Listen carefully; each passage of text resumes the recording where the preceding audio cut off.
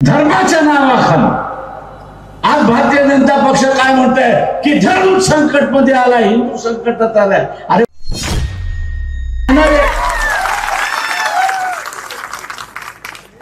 आणि कुठे संकटात आलाय? आज आपण बघितलं असेल तर अमेरिका तुमच्या विरोध, इंग्लंड तुमच्या विरोध, फ्रान्स तुमच्या विरोधात, आणि मध्यंतरी बातम्या आल्या की रशिया पाकिस्तानला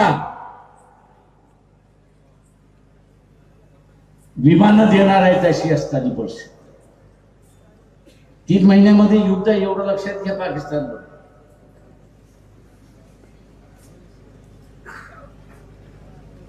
3 महिन्याचे युद्ध आहे. तुम्ही हारला तर राज्य कोणाचं होणार? तुम्ही हारलात तर राज्य कोणावरती आहे? मी इथल्या ओबीसीला विचारतो, राज्य कोणाचं येणार तुम्ही हारलात तर?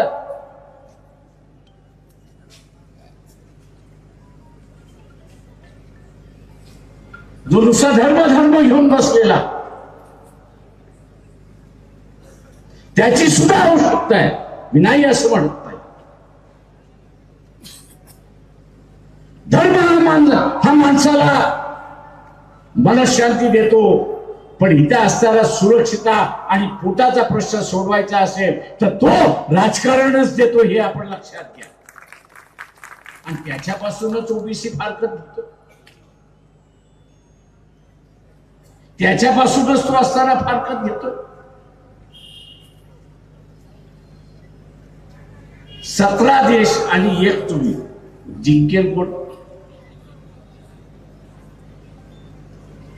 17 देश एकत्र आले, एकाच्या विरोधात जिंकणार कोण?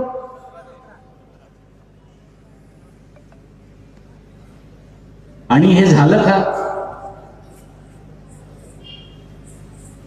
तर इथल्या सगळ्या ओबीसीने पहिल्यांदा विचारात घेतलं पाहिजे की ही परिस्थिती आली का?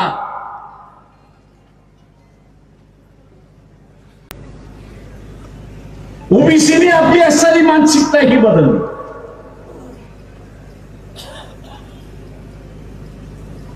धर्माच्या नावाखाली आज भारतीय जनता पक्ष काय म्हणतंय की धर्म संकट मध्ये आला, हिंदू संकटात आलाय. अरे